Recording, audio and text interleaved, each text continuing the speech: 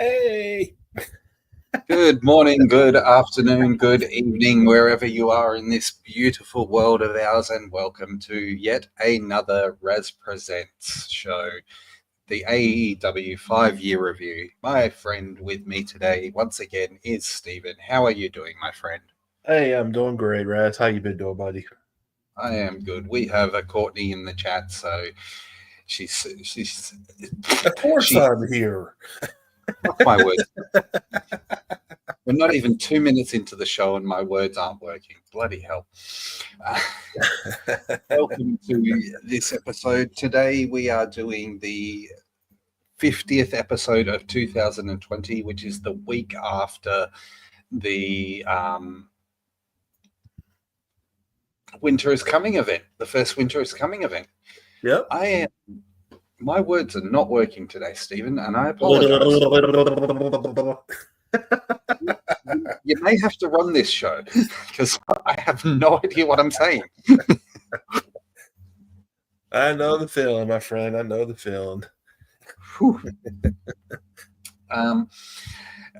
So going into the show, obviously we've just come off the back of Winter is Coming and the debut of Sting here. So what are you expecting to see from this episode? Well, I see from this episode, when Sting debuted at Winter's Coming and he was getting interviewed for this segment, that's the reason why we did this, for that. I was looking forward to it, see, everybody, want to see what his intentions are and everything. Yep. I mean, at the time, definitely that's what I tuned in for. Obviously, I tuned in because obviously AEW was my jam and still is. But there was Alex is here. Thank you for joining us, Alex. There's trouble.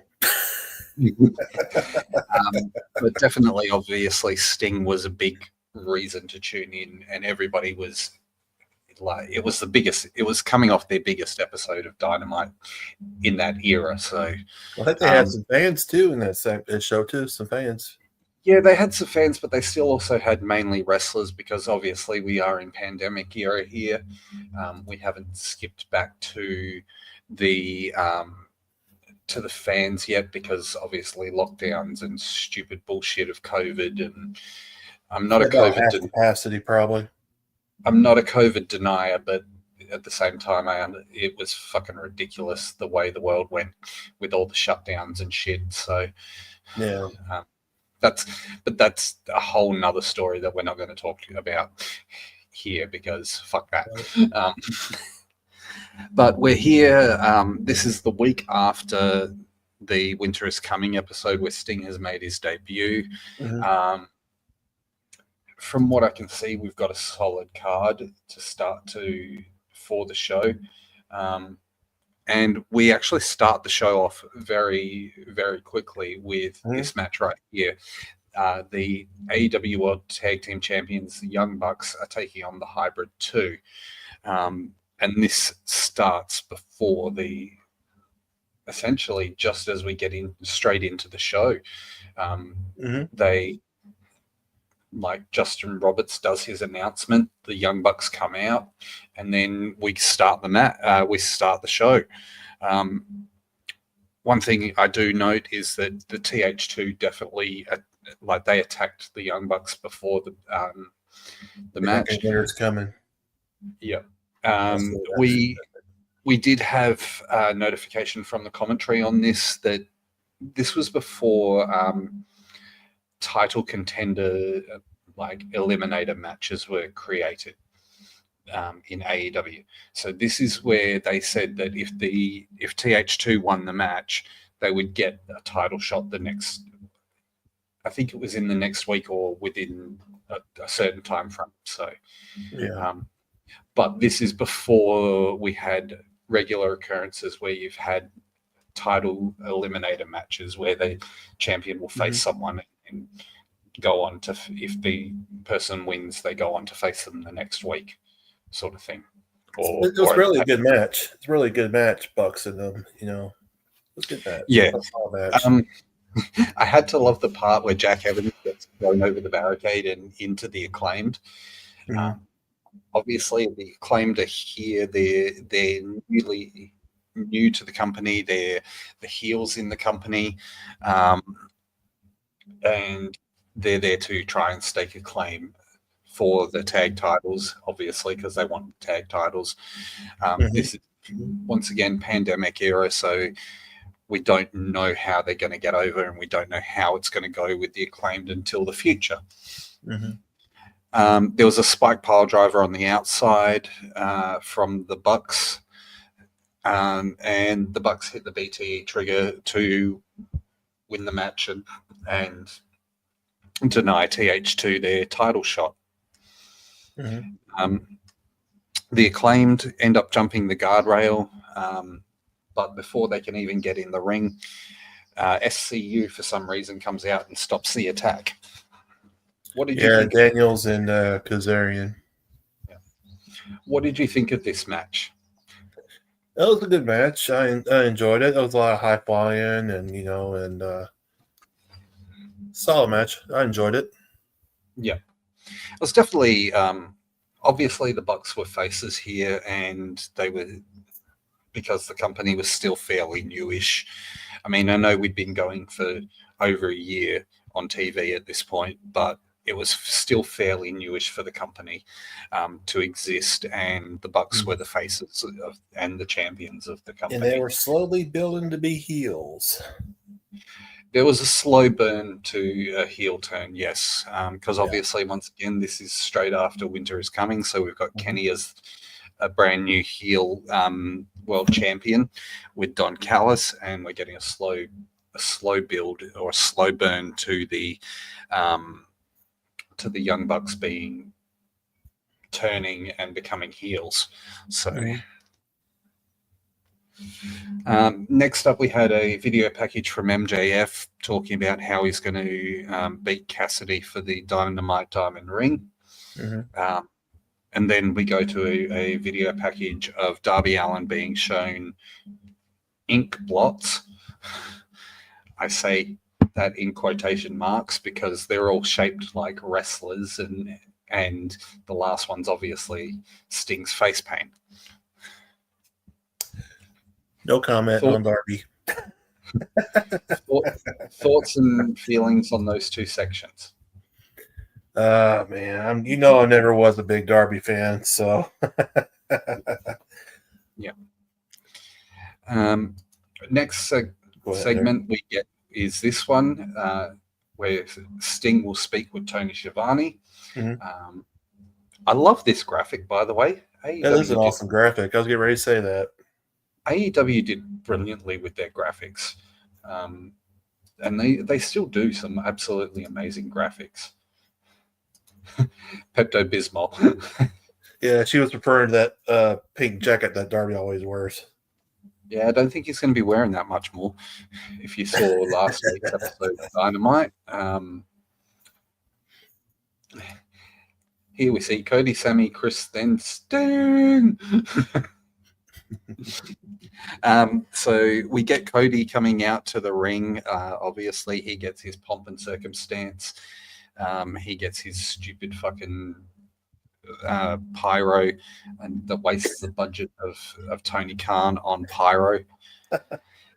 Arn Anderson's in the ring for some reason, of course, because it's Cody. We've come back from a commercial.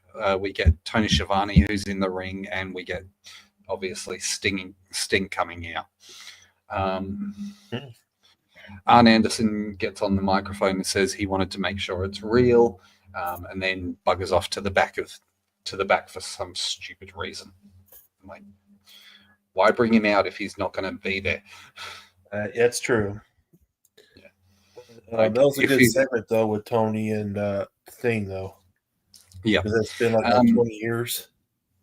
Yep, he says it's been about 20 years since being on TNT.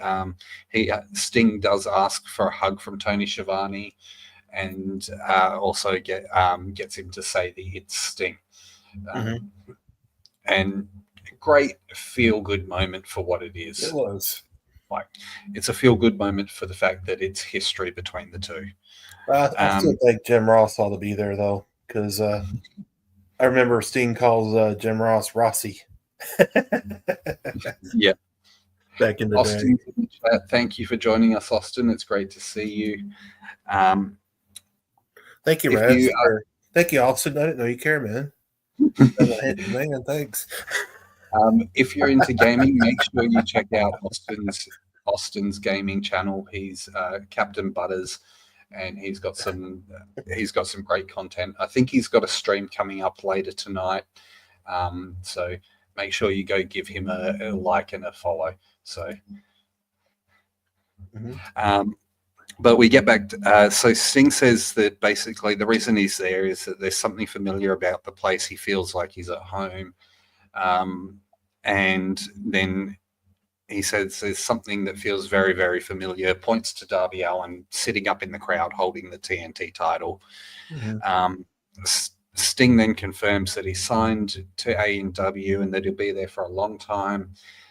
Basically says to Cody that he's not there for Cody right now, but he could be in the future. And I want to bring something up there because Cody has actually said in an interview that if he'd stayed with AEW, he would have ended up working a program with Sting. Yeah. So I think that they were going to lean to that, but obviously Cody took his ball and ran back to the Fed. Yeah. Yeah. The theme song with him. Look, at the end of the day, Cody did what Cody was wanting to do. He booked himself out. He booked himself into a situation where he made it impossible for people to care about him going for a title. Okay, TNT title, great. Okay, could have gone for an international title, great. But when you book yourself out of the potential, especially when you're a heavyweight, when you book yourself out of the potential of going for a world title, what's the point in being in the company? The mainly reason people get into wrestling, especially heavyweight, if they're going to be a heavyweight, is to win a heavyweight world title, or is to get a title run. And I know that I've spoken to a lot of wrestlers, and yes, they do it because they love wrestling. They get into it because they love wrestling. But at the end of the day, having that title run, you want to know you've put the hard yards in, and that's what the title run is essentially meant to mean. It's meant to mean you've put the hard yards in, you've done the job, and you've had the effort, but you're being rewarded for that effort. So Cody obviously booking himself out of that messed up any potential further storylines that he could have gone with from there. Yeah.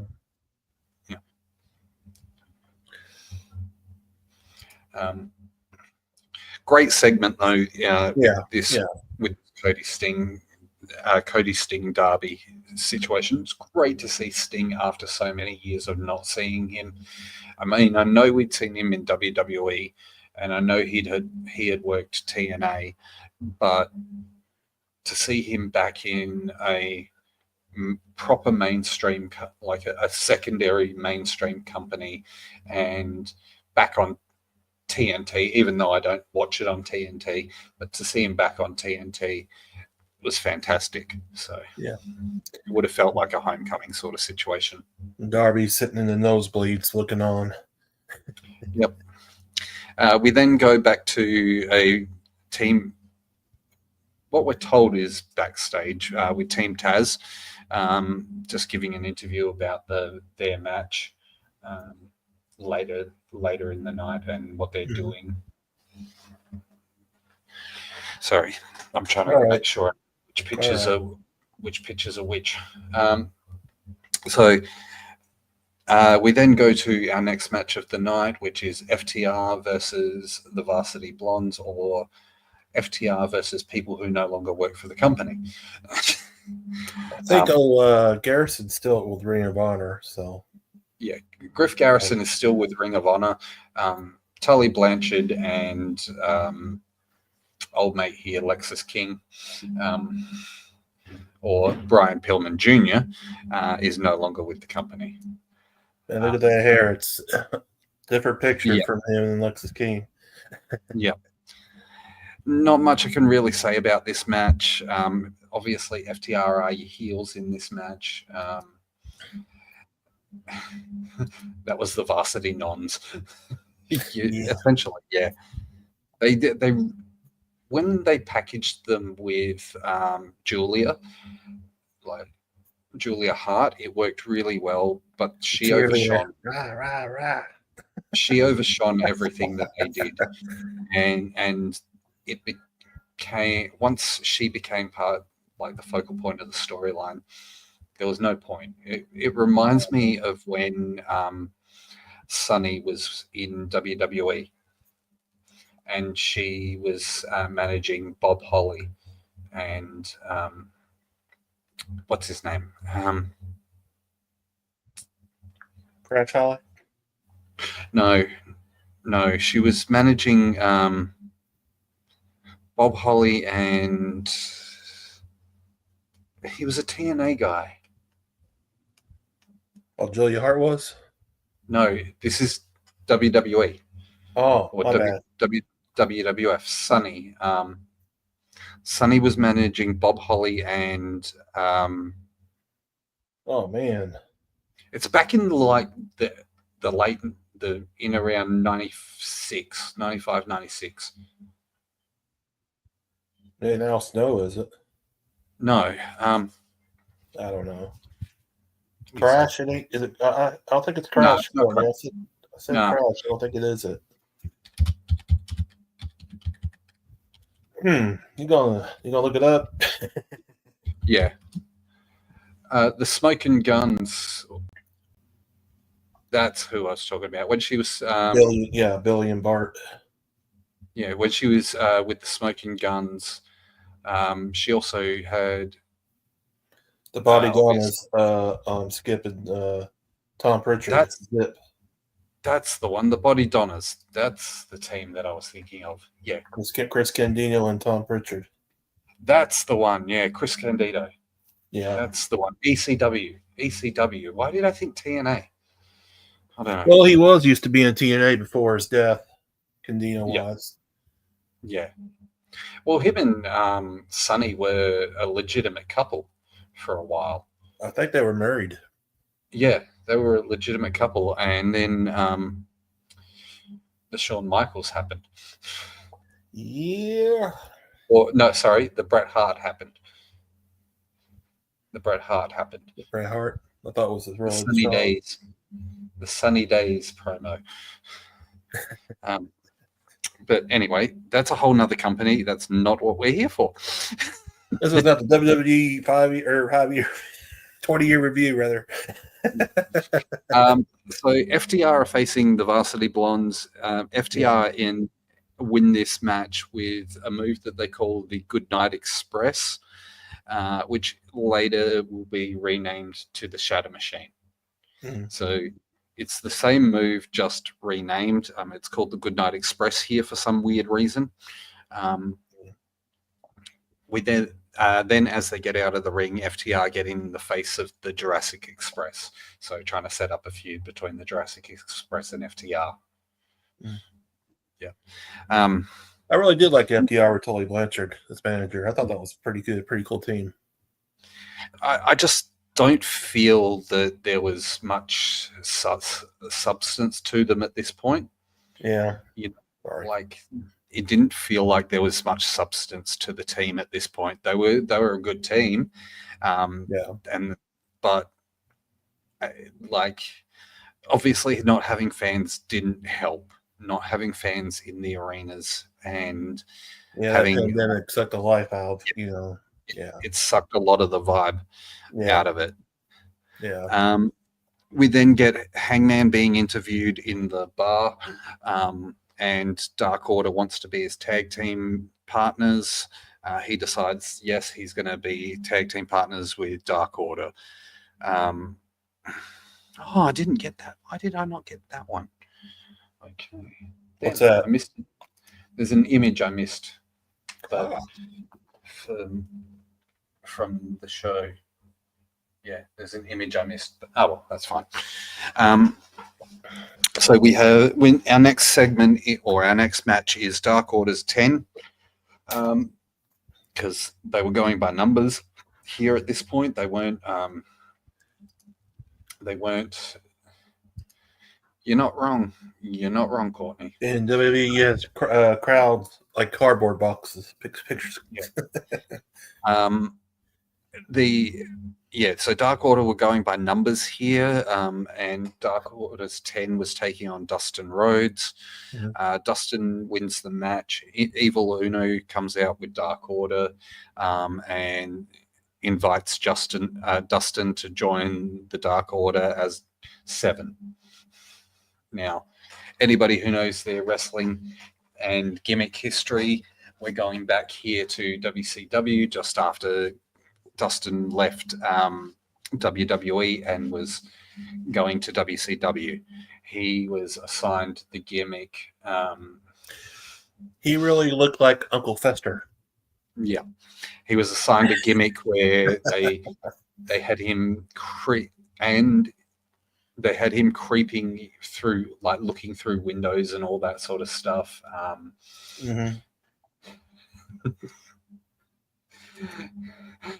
10-8, 69, 6-9, and then the Mexican friend Uno. But yes, WCW put up a creepy gimmick. Even the network was kind of concerned about it at the time, and he floated down to the ring looking like Uncle Fester, covered in white paint. And don't get me wrong, that looked fucking cool for what it was. But Uncle Fester with the Undertaker's hat. The way they made it, the presentation of it looked really good. Like the floating and that sort of stuff looked really good. But then he comes and literally shits all over the gimmick, and that he was going to be called 7. Well, there's another bad gimmick of Dustin. Remember back in TNA, he was Black Rain. Yeah, which was another piss take on Goldust. Yeah.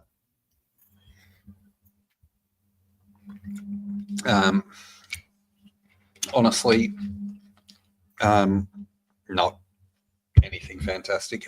Dustin ended up slapping Uno and denying. And remember, he was the American Nightmare. Yes, he was actually originally the American Nightmare, not Cody. What a gimmick! What a shit gimmick! I hope nobody else used it.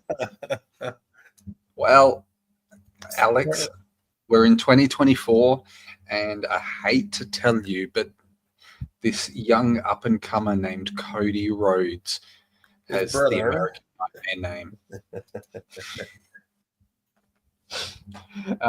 We go to the next segment, which is where a video package of Tony Schiavone with Shaq or Shaquille O'Neal and Brandy Rhodes. Oh, Brandy, man, she was really on the warpath with Shaq, wasn't she? Yeah. Jeez. We were trying. Oh, damn it. And they have the same last name. I mean, they are half brothers. So, yeah. What's next? Cody Rhodes, a creep with face paint and a star on his face. Fun fact, there was a guy back in 2015, 2016 called Stardust. And there's another gimmick, too, before Stardust. He was the dashing Cody Rhodes. Yep. This Brandy Shaq segment, they were trying to build for Shaq debuting in AEW and becoming a part of AEW. Shaq was talking about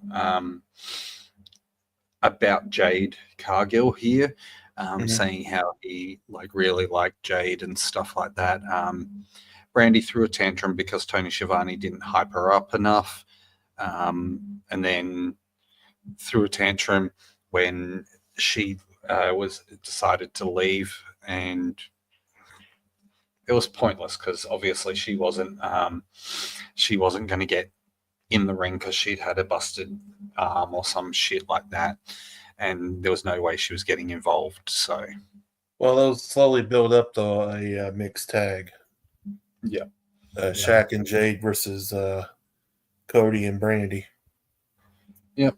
After that, we get the Inner Circle's ultimatum. Sammy and where Sammy has a go at MJF and says that if MJF fucks up again or messes up again, he's not gonna he's gonna quit the Inner Circle, and then Wardlow and Jake Hager have a go at each other, and then they end the segment by saying that they're all staying together. Yay! Mm-hmm. Yay! The Inner Circle's staying together. I think she was pregnant after that match. I'm not for sure. I think it was after. Yeah. I know she doesn't wrestle. She doesn't actually take the match. It does go to Red Velvet. I know that. God, I see that shitty orange tan Jericho had right there. Still has. We then go back to once again backstage. FTR. Once again, not a real anything segment. Not really. No.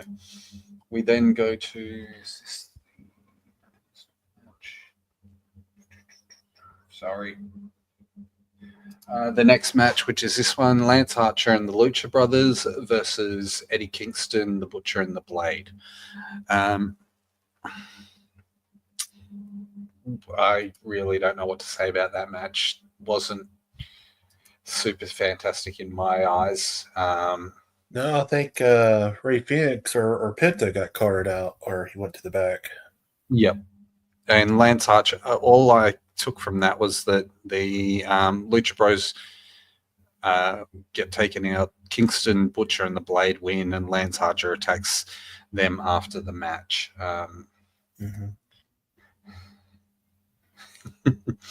The only... Hey, that's my line, Alex. The reason he wants to make ROH great again is because I believe they are shopping around for a TV deal. I think that's... And it was also to piss off the naysayers in regards to it. Your line, Stephen. Your line. Alex was the one that came up with it. It's royalty. He wants royalties. The leaning tree. So yeah, Butcher and Blade win. Lance Archer attacks Butcher, Blade, and Kingston after the match. This was after a split between Eddie Kingston, Butcher, Blade, and the Lucha Brothers. I don't really remember too much of this section. We then get a video package of Nyla Rose and Jade attacking Red Velvet backstage. With fucking Vicky Guerrero, who we no longer associate with because of the way she treated her daughter. Yeah, but that's a whole different story. Yeah, we get to Red Velvet's been teaming up with Brandy at that time. That's the reason why. Yes, yeah. Ignore the fact that this says next week Abaddon is in action, because this is the only still that I could find, or the only picture I could find. It was actually tonight. Abaddon, or for this show, Abaddon was in action. She wrestled Tesha Price, who Tesha had made a few appearances in AEW. I don't know what she's doing these days. That's a good question. Tesha Price. But it's really mind-boggling though. I'm sorry, go ahead. Okay. I feel stupid. Tesha Price is Fallon Henley. Oh, there you go. Yeah. There you go. She works for WWE now. My bad. I didn't recognize her. And yes, Abaddon is in Ring of Honor now. Yeah, I think she's going after Athena. Yeah. In this match, she's facing Tesha Price. Abaddon wins this match pretty easily, continues to attack Tesha after the match. Shida comes out to face Abaddon because they're feuding over the women's title at this point. I got it wrong. I mean, current NXT Women's North American Champion, Fallon Henley. Fuck off. I don't have to give it the whole fucking spiel. Shida came out. She came out with a kendo stick, which is her tradition. She hits Abaddon in the head with the cane or the kendo stick. Abaddon pretty much doing the Undertaker. Yep, Abaddon does a Undertaker sit up. They're playing on that Abaddon is scary here, and that Sheeta's scared of her. So, yeah.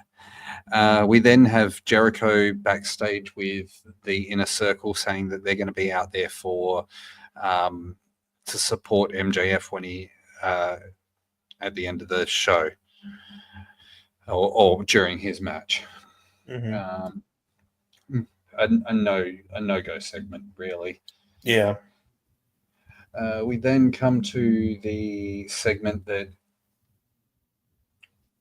Are we? Yep. This segment here, we hear from the AEW World Champion Kenny Omega. For the first time since the day before this show, where he was on bloody Impact or Impact Wrestling, TNA, whatever you want to call it at the time. He was a belt collector at that time. He hadn't quite got the TNA belt yet, but it was when he was starting the belt collector gimmick. Omega and Don Callis arrive by helicopter. They get in the ring, and it's just to put Kenny over, really. Pretty much, yeah. Yeah, going pretty much a Ric Flair with the helicopter. Yeah, it's just this whole segment was a put Kenny over. Let's get Kenny over as the heel champion because Moxley's obviously gone, and we want to try and make we want to make it so that Kenny's actually relevant here. But it did something at the time. I just don't feel it now. Like going back and watching it, it feels blah. But I think that's also once again because of pandemic era. If my memory serves me right, when Omega had the TNA title, I think Christian Cage beat him when he was a babyface at the time. Yeah. AAA was when he started the belt collecting, actually. Yes, he'd already actually had the AAA Mega Championship when he won the AEW World title. It's just that AEW weren't putting that belt on display until a bit later. And because we knew that he was the Mega Champion, we already knew that. But then he won the world title, and then I think he went to win the TNA titles, and that's when they started this whole belt collector gimmick thing. So, yes, Omega is in Japan right now. So does Ibushi. Yep, he's been training over there. It'll be good to see him when he finally comes back. So I think they're going to do them versus the Bucks. They want to bring. The ultimate goal is to get Kenny versus Okada again. Well, I don't know if you heard or not, but he was attacked by Gabe Kidd. Yes, I did, and that's setting up for Wrestle Dynasty in Japan. Yep. So they're setting up for that. I would love to go to that, but I don't think that that's happening anytime soon. I would love to go to that, man. Kingdom and Dynasty. Yeah. We then go to the main event of the show, which is the Dynamite Diamond finals, which is MJF versus Orange Cassidy for the Dynamite Diamond ring. Once again, graphics here are fucking amazing. AEW did really well with their graphics. And Chuck Taylor with his eyes in that picture. Jeez. May as well have grabbed a WWE title from the WWE shop while he was at it. Honestly, would have been hilarious. Or even had him come, even just worked out a deal where you had him win the 24/7 title from R-Truth at the time. Would have been absolutely brilliant. It would have been absolutely brilliant. I think it would have been hilarious, and people would have been like, no freaking way. Kenny has the 24/7 title, and it's now being defended on WWE. AEW. Do you see what Alex says? MJF's too broke for that. Cassidy should have won. Orange juice and a scumbag. Yep. MJF is too broke for that.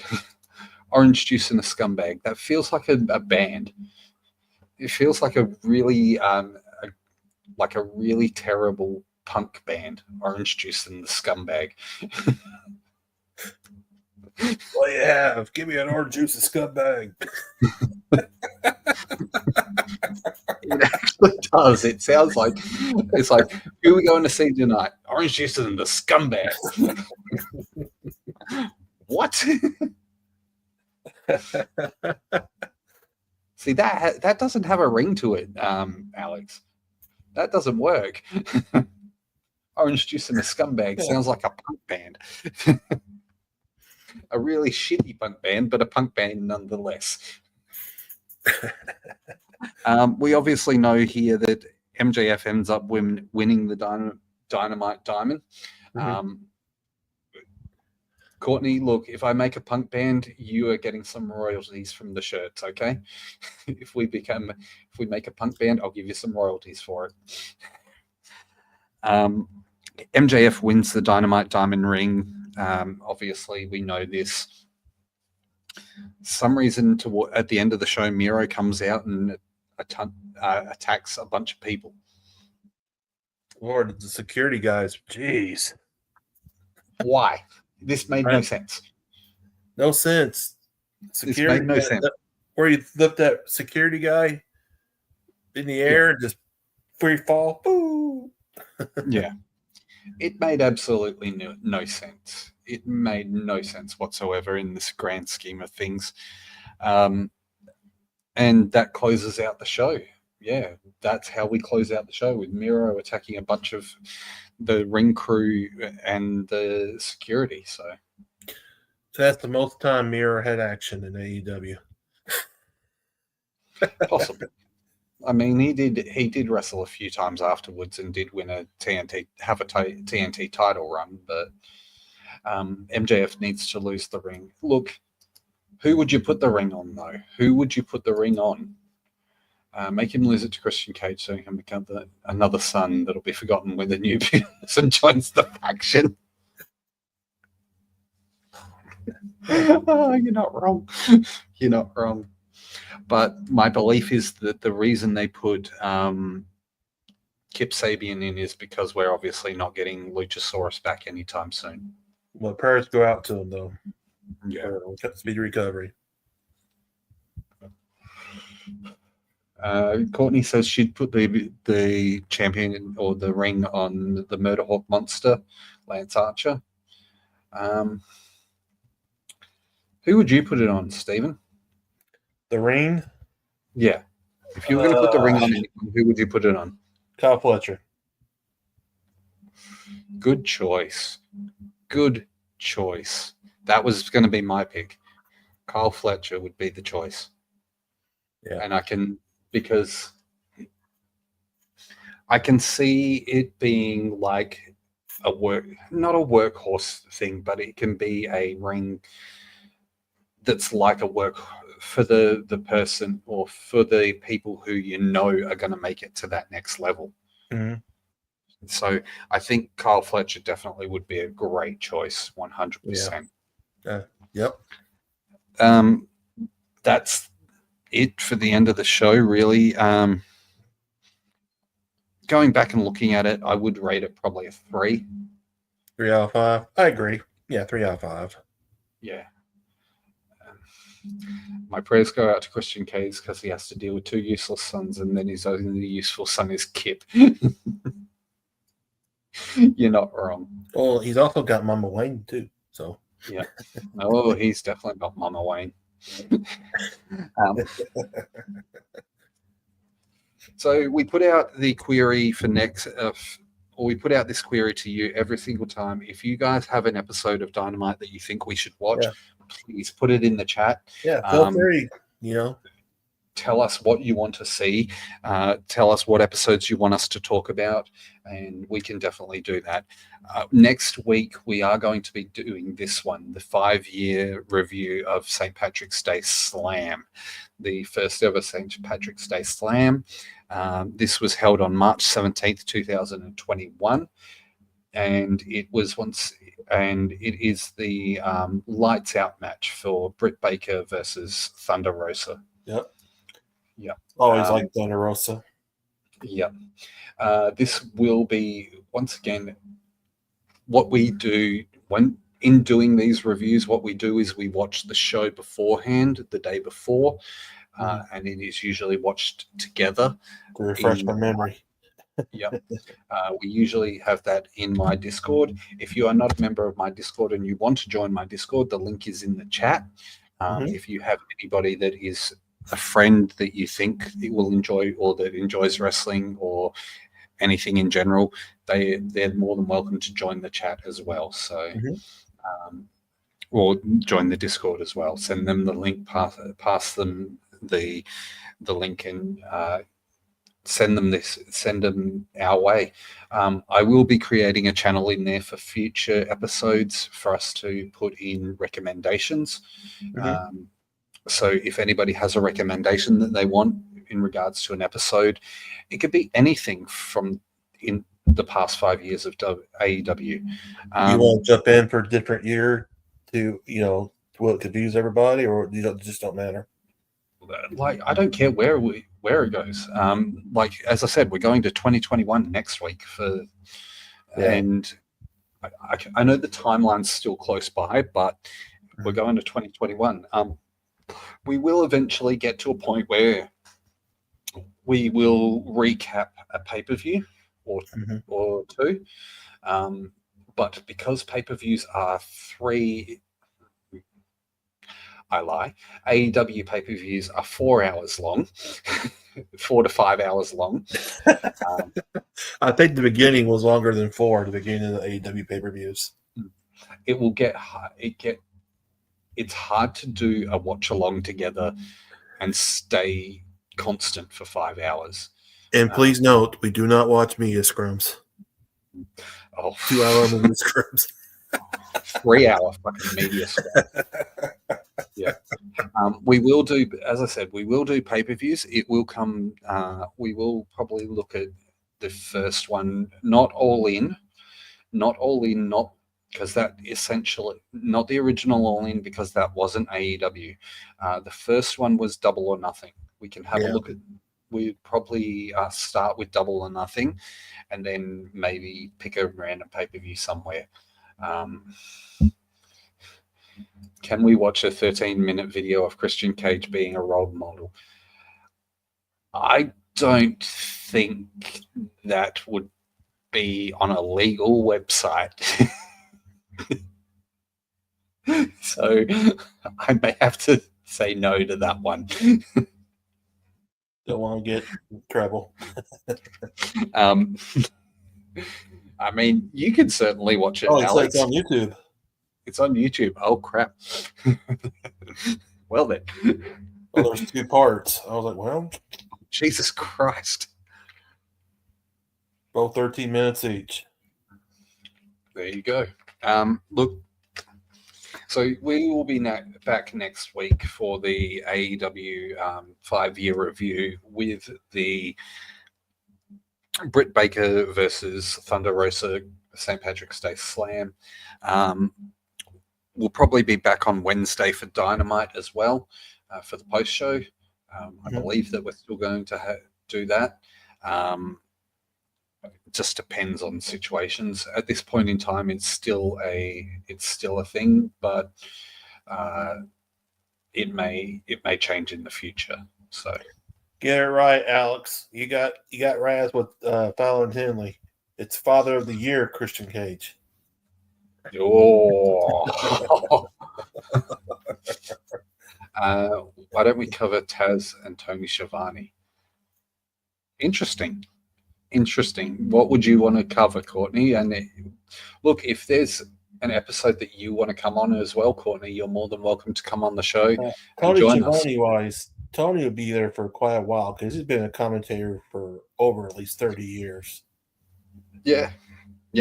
But if there's any episodes, or even if there's a thing, just a segment that you want to go back or think that we should go back and watch, let us know. We're happy to have a look at it. It doesn't have to be from 2020. Are we going to cover the first episode of Rampage? The first episode of Rampage, or the first dance episode of Rampage? Because if we're talking about the first episode of Rampage, we can. Well, he was talking about that last week. Yeah, we can do that. Okay, we'll put that. What? 2021, wasn't it, when it first started? Yeah. The first. Okay, so we'll do so next week we're going to do St. Patrick's Day Slam. The week after we'll do we could do Rampage. What do you reckon? Is that a 1 hour or 2 hour episode? I think it's a 1 hour episode. I think. We'll probably end up doing less than a 30-minute stream. With Omega and Cage for the Impact World title. It's on the line. Yes. That's when Cage. Was that one with the Battle of the Belts afterwards? Before that? No.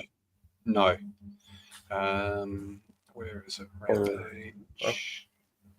Don't give me that, you stupid thing. Collision, Rampage. That's what I want. Season 1.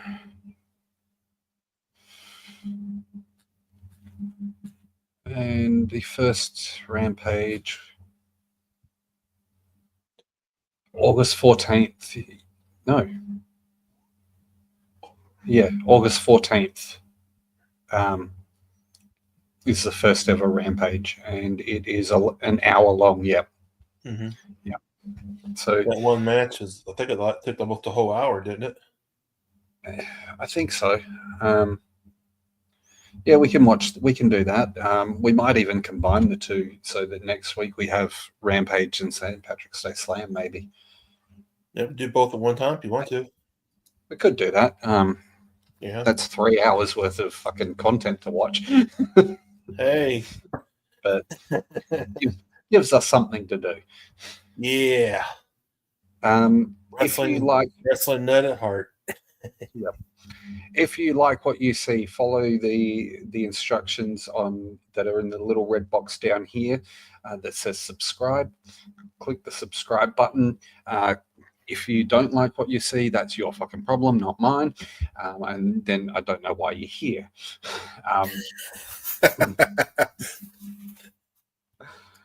Can we get a picture of Christian Cage smiling and it says, "You're a carny piece of shit"? We could probably do that.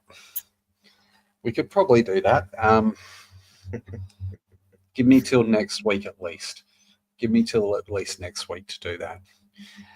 We're going to get out of here. I've been Raz. Thank you once again for everyone for joining us. It's great to have you all. Once again, if you do want to join our Discord, the link is in the comments. I will put it here again for you. Send anyone that you want in there, as long as they're not a fuckwit. Then we're all good. So I've been Raz. That's been Stephen. And Stephen, Bye, guys.